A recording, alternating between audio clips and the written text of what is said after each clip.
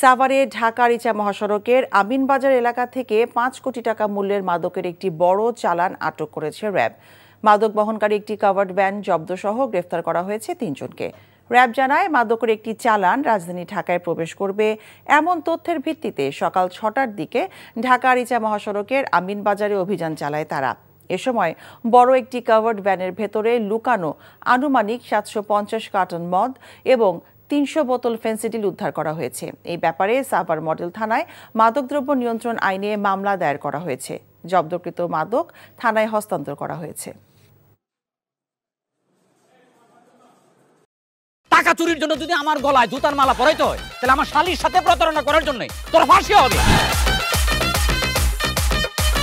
দুলা ভাই, আপনার তো ঘর জামাই বইলা একটা পরিচয় আছে, আমার তো তাও নাই।